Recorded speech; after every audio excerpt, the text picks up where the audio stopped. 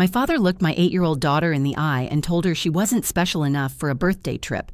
4 weeks later, he was standing on my porch with a certified letter in his shaking hands, begging me to undo what I'd done. My name is Corinne Albright. I'm 38 years old. I work as a dental hygienist at a family practice about 20 minutes from my house. I've been there 11 years now. Good benefits, steady paycheck. The kind of job that lets me keep the lights on and put food on the table without worrying too much about what happens next month. I'm also a single mom. Have been for 5 years now, ever since my ex-husband Travis decided that fatherhood wasn't really his thing and disappeared to start a new life somewhere in Arizona. Last I heard, he's got a new girlfriend and a motorcycle. Good for him. Meanwhile, I've got something better. I've got Brinley. Brinley is my daughter. She just turned 8, and she is the absolute center of my world. She's the kind of kid who notices when someone looks sad and asks if they need a hug. She draws pictures of animals and leaves them on my pillow as surprises. She's been through more than any kid her age should have to deal with, between her father leaving and growing up without much money. But she never complains. She just loves hard and hopes for the best. That's what makes this story so painful. Because Brinley spent years hoping her grandparents would love her the way they loved her cousin. She made them cards. She picked flowers from our yard and asked me to drive them over. She remembered their birthdays and their anniversary. She tried so hard, and none of it ever mattered. Let me tell you about my parents. My father's name is Gerald, but everyone calls him Jerry. He's 67, retired now. Used to work as an insurance adjuster, which means he spent 40 years finding reasons not to pay people what they were owed. That tells you a lot about who he is. He's charming when he wants to be, knows how to work a room, tell a joke, make people think he's the most generous guy in the world. But behind closed doors, he runs the family like a business. Everything is transactional. Everything has to benefit him. My mother is Paulette. She's 65, and she spent most of her working years as a secretary at our church. Sweet woman, everyone says, always bringing casseroles to families in need, always volunteering for bake sales. But here's the thing about my mother. She has never once stood up to my father. Not once in 43 years of marriage. Whatever Jerry says goes. Whatever Jerry wants, happens. And if you have a problem with it, Paulette will be the first to tell you that you're being too sensitive. Then there's my older sister, Denise. She's 42, 4 years older than me, which meant she got to be the firstborn, the trailblazer, the one who could do no wrong. Denise was homecoming queen. Denise got a brand new car for her 16th birthday. Denise married a man named Victor who owns 3 car dealerships in our county. They live in a 5-bedroom house with a pool, and they take vacations to places I've only seen in magazines. Denise has 1 daughter. Her name is Marin, and she's 9 years old. Marin is fine. She's not a bad kid. She's just been raised to believe that she deserves the best of everything, because that's how her grandparents have always treated her. Special trips, expensive presents, attention and praise at every family gathering. Brinley has watched this her entire life. She's watched Marin get things she could never dream of having. She's watched my parents light up when Marin walks into a room while barely acknowledging that Brinley exists. And for years, I made excuses. I told myself it wasn't that bad. I told myself Brinley didn't notice. I told myself that family was family, and you don't walk away from family. I was wrong about all of it. This is the story of how my father showed me exactly who he is. It's the story of how one comment at a Sunday dinner destroyed a relationship I'd spent decades trying to save. And it's the story of how I finally stopped begging for scraps of affection and started protecting my daughter the only way that actually mattered. I changed one document, just one, a few signatures, a few updated names, and it brought my parents to their knees. They thought they could treat my daughter like she was invisible. They thought I would keep quiet to keep the peace. They thought wrong. So let me take you back to the beginning. Let me tell you about the Sunday dinner that changed everything, the words my father said that he can never take back, and the moment I realized that loving your family and protecting your child are not always the same thing. Sometimes you have to choose, and I chose Brinley. Growing up in the Albright house, I learned early that love was not distributed equally. It was measured, calculated, and handed out based on criteria I never fully understood but always failed to meet. Denise was the star. From the moment I can remember, everything revolved around her. She was the pretty one, the smart one, the one my father introduced to his colleagues at company picnics while I stood off to the side holding a paper plate. When Denise made the cheerleading squad, my parents threw her a party. When I made honor roll, my mother said that was nice and asked me to set the table for dinner. I used to think if I just worked harder, achieved more, became more impressive, they would finally see me, so I pushed myself. I got good grades. I stayed out of trouble. I put myself through dental hygiene school while working part-time at a grocery store. When I got pregnant with Brinley, I was terrified to tell my parents. Not because I was ashamed of my baby, but because I knew they would find a way to make it about how I disappointed them, and they did. My father's exact words were, "Well, I hope Travis knows what he's getting into." Not congratulations, not excitement about their second grandchild, just doubt, just the assumption that I would mess this up like I apparently messed up everything else. When Travis left 3 years later, my mother's response was, "I can't say I'm surprised." No offer to help, no sympathy for what I was going through, just a confirmation of what they had always believed.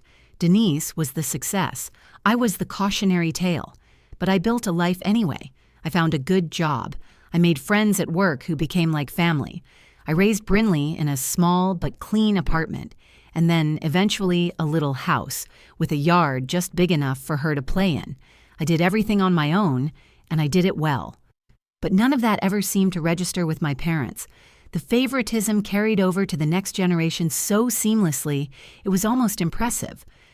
When Maren was born, my parents were at the hospital within hours. They brought flowers and balloons and a teddy bear that cost more than my weekly groceries.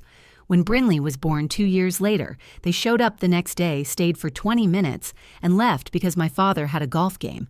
When Maren turned 5, my parents rented out a room at the country club and invited 30 people. There was a princess theme with a real tiara and a 3-tier cake. When Brinley turned 5, they mailed a card with a $20 bill inside. The card was addressed to Bayley. They spelled her name wrong. When Maren started taking dance lessons, my parents offered to pay for private instruction. They attended every recital and sat in the front row. When Brinley joined the art club at school and had her first little showcase, I invited my parents 3 weeks in advance.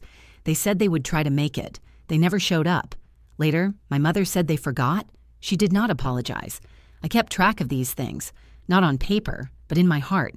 Every missed birthday, every forgotten event, every moment where Maren received something special while Brinley got nothing. I told myself it was not a competition. I told myself that comparing was unhealthy. I told myself that my parents loved both grandchildren, just in different ways. But Brinley noticed. Kids always notice. She asked me once when she was 6 why Grandma and Grandpa liked Maren more. I felt my heart crack right down the center. I told her that was not true, that grandparents sometimes show love differently, that it did not mean they loved her any less. I lied to my daughter to protect her from a truth I was not ready to face myself. The Sunday dinner happened in early October. The leaves were just starting to turn. Brinley had been talking about her birthday for weeks.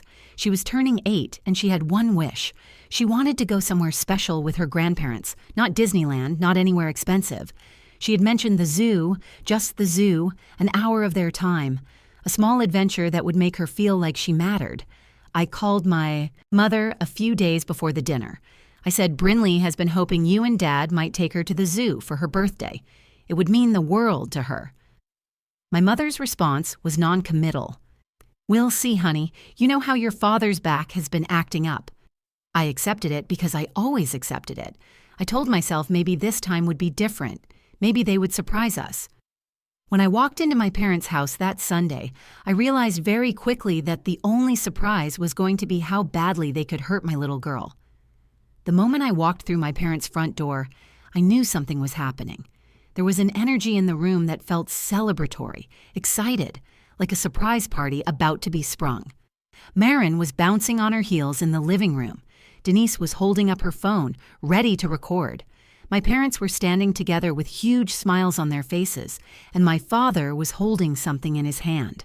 4 tickets, bright and colorful. The Disneyland logo unmistakable even from across the room. My father waved them in the air like he was showing off a winning lottery ticket. "Maren, sweetheart, guess where Grandma and Grandpa are taking you for your birthday?" Maren screamed. Actually screamed. She jumped up and down, her blonde curls bouncing, and threw herself into my father's arms. "Disneyland! Oh my gosh, Disneyland! Thank you, thank you, thank you!"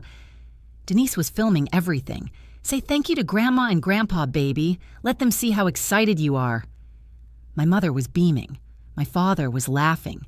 Everyone was so happy, so wrapped up in Marin's joy, that nobody noticed me standing frozen in the doorway. Nobody noticed Brinley standing beside me, her little hand gripping mine, watching everything with wide eyes. I could not move. I could not speak. My parents had told me they could not take Brinley to the zoo because of my father's back, but they could take Marin to Disneyland, a 3-day trip, hours of walking, standing in lines, but his back was fine for that. His back was fine for the special grandchild.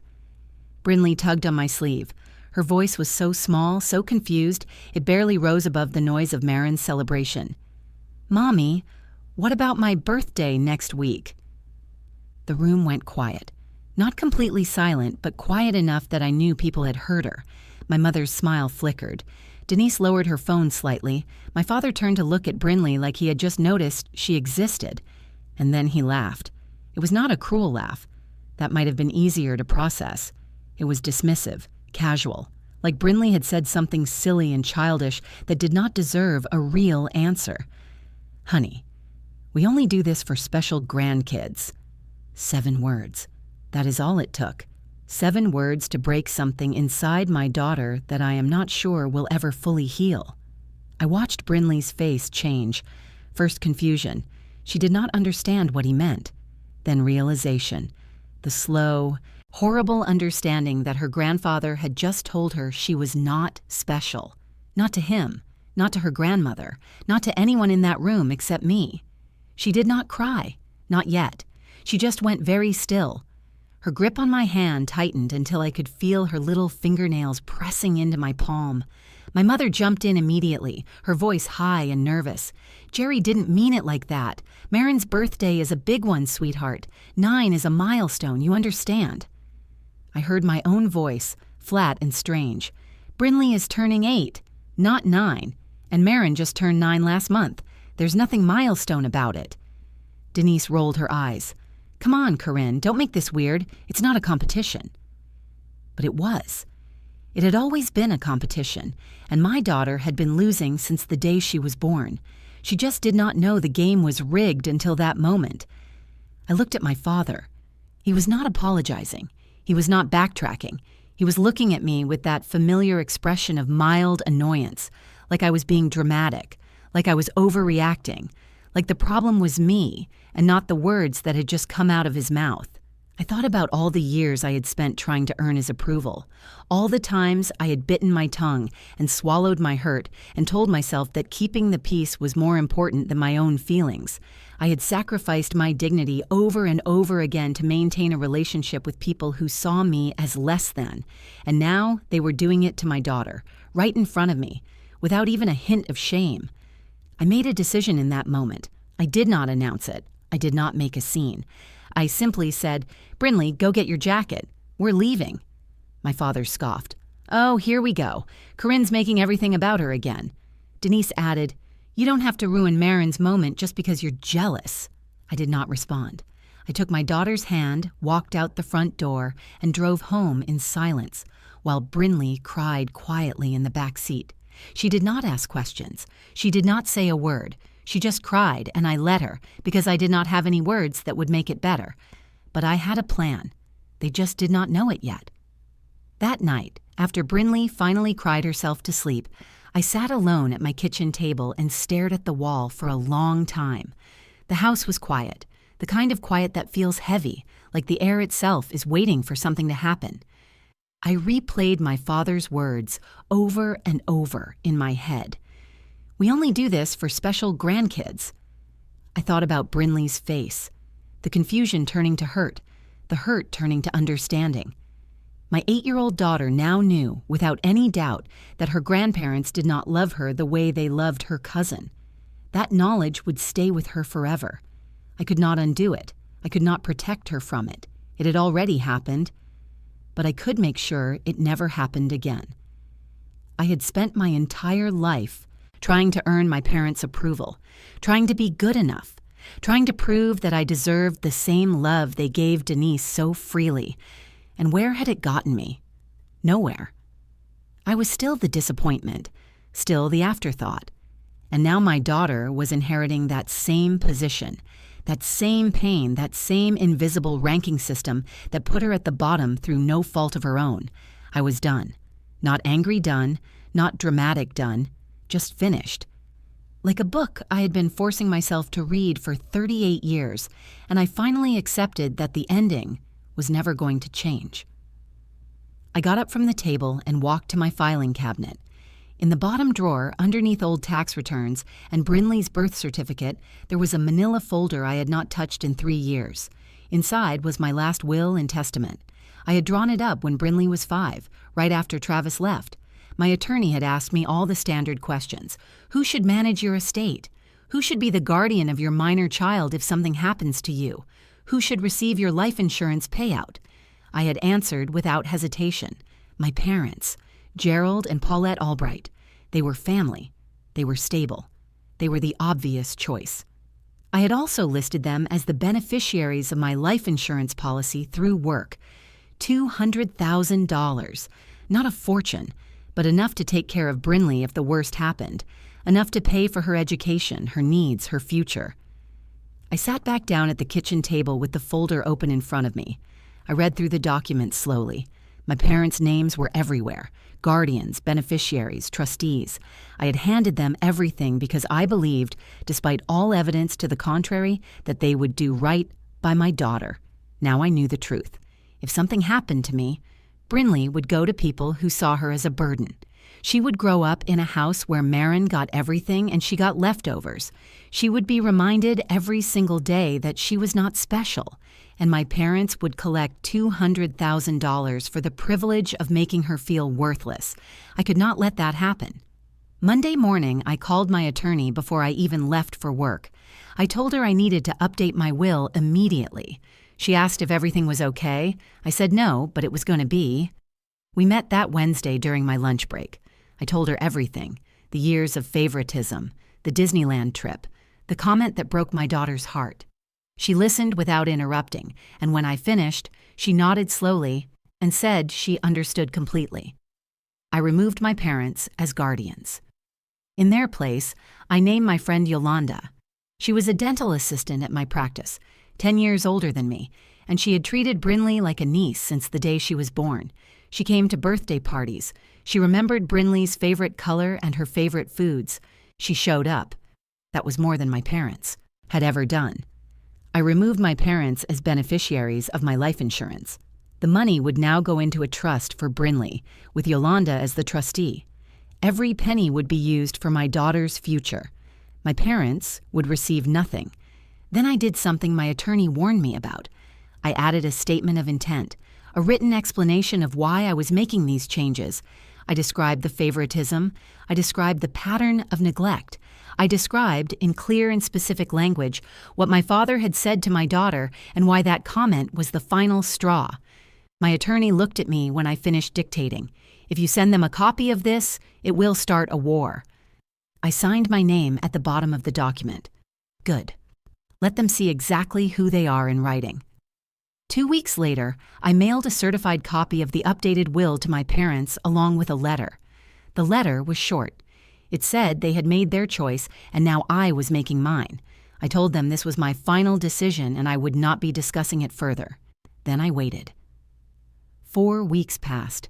I did not hear from my parents. No phone calls, no texts, no surprise visits. Part of me wondered if they had even opened the envelope. Part of me wondered if they had read it, shrugged, and moved on with their lives because I had never really mattered to them anyway. Then came a Thursday evening in early November. Brinley was at the kitchen table doing her homework. I was standing at the stove making spaghetti, her favorite. The house smelled like garlic bread and tomato sauce. It was peaceful, normal, the kind of ordinary evening I had learned to treasure. And then someone started pounding on my front door. Not knocking, pounding. The kind of desperate, aggressive banging that makes your heart jump into your throat. Brinley looked up from her worksheet with wide eyes. I told her to stay at the table and walked to the door with my hands shaking slightly. I looked through the peephole and saw my father's face, red and furious. My mother stood behind him, mascara streaked down her cheeks like she had been crying the entire drive over. My father was holding something in his hand, the certified envelope ripped open. The documents crumpled like he had been squeezing them in his fist. I opened the door but did not invite them in. I stood in the doorway with my arms crossed and waited. My father did not waste time with greetings. "What the hell is this, Corinne? You're cutting us out over a joke?" His voice was loud enough that I was sure my neighbors could hear. I stayed calm. I had been preparing for this moment since the day I signed those papers. "It wasn't a joke to Brinley. This is insane. You can't just do this. We're her grandparents. We have rights." "You have nothing. Grandparents don't have legal rights to someone else's child. And even if you did, you lost any moral claim to my daughter when you told her she wasn't special enough for your love." My mother pushed forward, her voice high and desperate. "Corinne, please. You have to understand. Your father didn't mean it the way it sounded. You know how he talks. He says things without thinking. We love Brinley. We love both our grandchildren." I looked at her. This woman who had never once stood up for me, who had watched her husband favor Denise for 40 years and never said a word, who had made excuses for every slight, every dismissal, every moment of cruelty disguised as carelessness. "Really, Mom, you love Brinley? Then tell me when her birthday is." Silence. "What grade is she in?" More silence. "What is her teacher's name? What is her favorite animal? What did she ask for Christmas last year?" My mother opened her mouth and closed it again. She had no answers. She did not know my daughter at all. Neither of them did. My father changed tactics. His voice dropped lower, more controlled, but I could hear the anger simmering underneath. "This is about the money, isn't it? You're trying to punish us. You're trying to take what's ours." I almost laughed. "Dad, the money goes into a trust for Brinley. I don't get a single dollar. This has nothing to do with punishing you. This is about making sure that if something happens to me, my daughter is raised by someone who actually loves her, not people who see her as a second-class citizen in her own family." My father's face changed. The anger flickered into something else, something I had never seen on him before. Fear. Real, genuine fear. Not about the money, about the document itself, about the written record of everything he had done, spelled out in legal language that could be read by attorneys and judges and anyone else who might need to see it. "If people see this," he started, "then they'll know exactly who you are." My mother started sobbing. She begged me to reconsider. She said they would change. They would spend more time with Brinley. They would take her on trips. They would make it up to her. I shook my head. "You had 8 years to make it up to her. You had 8 years to treat her like she mattered. Instead, you made her feel invisible. And now you're only here because you're scared of what this document says about you." My father threatened to fight the will in court. He said he would get a lawyer. He said I would regret this. I told him to go ahead. A court case would put everything in public record, every detail, every example of favoritism, every word of my statement of intent. He went pale. I told them both to leave. When they did not move, I said I would call the police. My mother grabbed my father's arm and pulled him toward the car. He was still shouting threats as he backed down the driveway, nearly hitting my mailbox in his rush to escape. I closed the door, locked it, and went back to making dinner for my daughter. The fallout came fast and hard. Denise called the next morning, practically screaming into the phone before I even finished saying hello. She called me vindictive. She called me jealous. She said I was tearing the family apart over a harmless comment that I had blown completely out of proportion. I let her finish. Then I asked her one question. If Mom and Dad had told Marin she wasn't special enough for a trip, would you still be defending them? She hung up without answering. I did not call her back. Over the following weeks, the family splintered in ways I never expected. Cousins I had not spoken to in years started reaching out. Turns out I was not the only one who had noticed my parents' favoritism. I was just the first one to do something about it. My Aunt Linda, my father's own sister, called to say she was proud of me. She told me Gerald had always been like this, even when they were kids. He picked favorites and punished anyone who questioned him. She said she wished she had stood up to him decades ago. My parents tried different approaches as the weeks turned into months. First came the gifts. Expensive toys for Brinley, delivered to my doorstep with no card, no note, no apology. Just objects meant to buy forgiveness. I donated every single one to a children's charity. Brinley never even saw them. Then came the flying monkeys. Family friends who called to tell me I was being too harsh. Church members who said forgiveness was the Christian thing to do.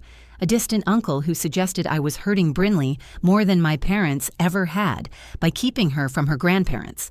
I listened politely and then explained that I was protecting my daughter from people who had proven they could not be trusted with her heart. Most of them stopped calling after that. My parents never apologized, not once. My father sent a letter through his attorney threatening legal action, but nothing ever came of it. I think he realized that a court case would only expose everything he had spent years hiding. The carefully constructed image of the generous patriarch would crumble under the weight of documented evidence. He could not risk that. The hardest part of all this was helping Brinley understand. She asked me why Grandma and Grandpa stopped coming around. She asked if it was her fault. That question nearly broke me. I sat her down on her bed and held both her hands in mine. I told her the truth in words an 8-year-old could understand.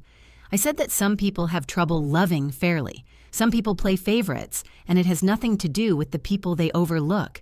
It is a problem inside them, not inside the people they hurt. I told her she had done nothing wrong. She had been a wonderful granddaughter. The failure belonged entirely to them. She cried a little. Then she hugged me and said she was glad I was her mom. I held her so tight I thought I might never let go. For her 8th birthday, I could not afford Disneyland. I could not even afford a big party. But I took the day off work and we went to the zoo together. Just the two of us. We fed the giraffes and watched the penguins waddle around their enclosure. She spent almost an hour in the butterfly pavilion, standing perfectly still while a blue morpho landed on her shoulder. At the end of the day, she looked up at me with the biggest smile and said this was the best birthday she had ever had. That was when I finally understood something I should have realized years ago. I had spent so long trying to get my parents to make Brinley feel special. I had begged and hinted and hoped they would step up and give her the love she deserved, but the only person whose effort truly mattered was mine. I did not need their validation. Neither did my daughter. I do not know if my parents and I will ever reconcile. That door is not completely closed, but they would have to walk through it with genuine remorse and changed behavior. So far, they have shown no interest in doing either, and I have made peace with that. My daughter knows she is special, not because her grandparents took her on expensive trips, not because anyone external told her she was worthy. She knows because her mother shows her every single day, through presence, through protection, through the willingness to walk away from people who would make her feel small. Some families lift you up. Some families teach you hard lessons. Mine taught Brinley the hardest lesson of all. Sometimes the people who are supposed to love you simply will not. And when that happens, you do not beg for scraps. You walk away with your dignity, your boundaries, and the people who actually matter. If this story resonated with you, I hope you will share it with someone who needs to hear it. Drop a comment below and tell me about a time you had to protect someone you love from people who should have loved them too. And if you have not already, please subscribe to this channel so you never miss another story. Your support means everything. Thank you for listening. Take care of each other. And remember, you are always special to the people who truly see you.